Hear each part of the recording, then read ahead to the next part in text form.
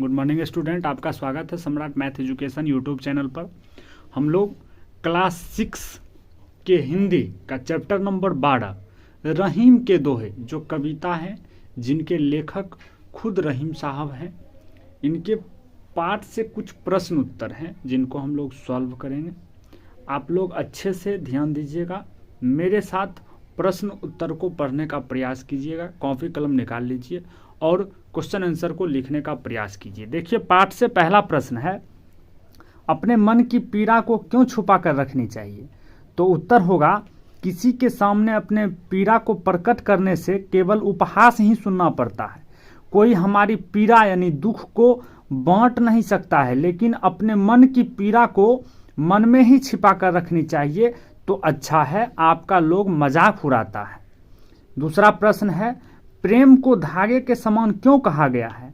उत्तर होगा, जब धागा टूट जाता है तो जुड़ता नहीं है, अगर जुड़ता है तो गांठ पड़ जाती है। उसी प्रकार प्रेम यदि टूट जाता है तो उसे जोड़ा नहीं जा सकता है, यदि जोड़ने का प्रयास भी किया जाए तो उसमें गांठ पड़ ही जाता है, इसलिए प्रेम को धागे के समान कहा गया है। तीसरा प्रश्न है, किसी से कुछ मांगने के कर्म को कैसा बताया गया है और क्यों? इसका उत्तर हो जाएगा, किसी से कुछ मांगने के कर्म को मृत्यु के समान बताया गया है, क्योंकि यदि किसी से कुछ मांगते हैं तो वह नहीं देता है तो हमारा काम बिगड़ जाता है, अर्थात अपने काम को हम नहीं कर सकते हैं। जिस तरह मरा हुआ व्यक्ति कुछ नहीं कर सकता है। चौथा प्रश्न है, सज्जनों की संपत्ति किस कार्य के लिए होती है? इसका उत्तर है,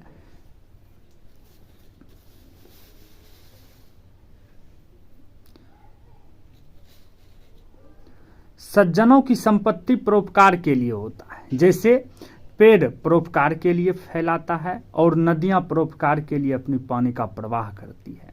इसी प्रकार पाठ से पांचवा प्रश्न है, रहीम के कुछ सूक्तियां नीचे दी गई है, पाठ के आधार पर उन उदाहरणों को लिखिए जो उन सूक्तियों के प्रमाण स्वरूप दिए गए हैं।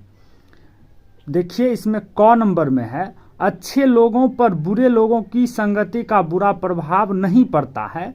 तो इसका उत्तर होगा, जो रहीम उत्तम प्रकृति का करी सकत कुसंग, चंदन विष व्याप्त नहीं लिपटे रहत भुजंग। उसी प्रकार ख नंबर में है, भले लोग परोपकार यानी सज्जन के कार्य पर खर्च करते हैं। तो इसका उत्तर होगा, तरुवर फल नहीं खात है, सरवर पियहि न पानी, कही रहीम पर काज हित संपत्ति सच ही सुजानी।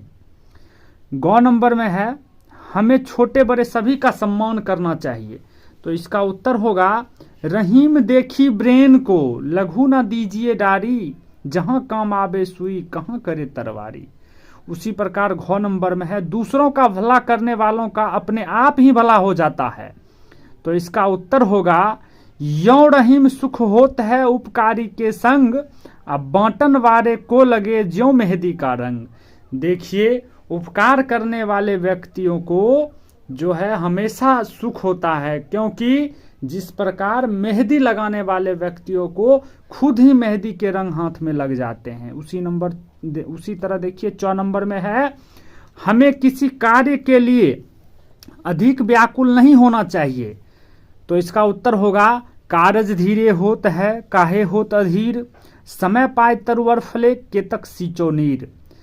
यानी काम धीरे धीरे होता है, कितना भी परेशान हो जाइएगा तो काम तुरंत नहीं होती है। उसी प्रकार जिस प्रकार पेड़ पौधे में धीरे धीरे पानी डालने से बहुत धीरे फल आती है, चाहे आप कितना भी पानी डाल लीजिए। देखिए, छठा प्रश्न है, जहां काम आवे सुई कहां करे तरवारी का भाव स्पष्ट कीजिए। इसका उत्तर होगा, प्रस्तुत पंक्ति हमारे पाठ पुस्तक किसल्या की रहीम के दोहे शीर्षक कविता पाठ से लिया गया है। इसके कवि रहीम ने इस दोहे के माध्यम से बताया है कि हमें कभी भी बड़ी वस्तु की चाहत में छोटी वस्तु को फेंकना नहीं चाहिए, क्योंकि जो काम एक सुई कर सकती है वही काम एक तलवार नहीं कर सकता है। अतः हर वस्तु का अपना अलग महत्व है। ठीक उसी प्रकार हमें किसी भी इंसान को छोटा नहीं समझना चाहिए। व्याकरण से कुछ प्रश्न है, समान अर्थ वाले शब्द को मिलाइए। देखिए, रखो, रखो मतलब रखना, अठिलाना मतलब इतराना, सरवर मतलब तालाब, निकसत मतलब निकलना, कारज मतलब काम।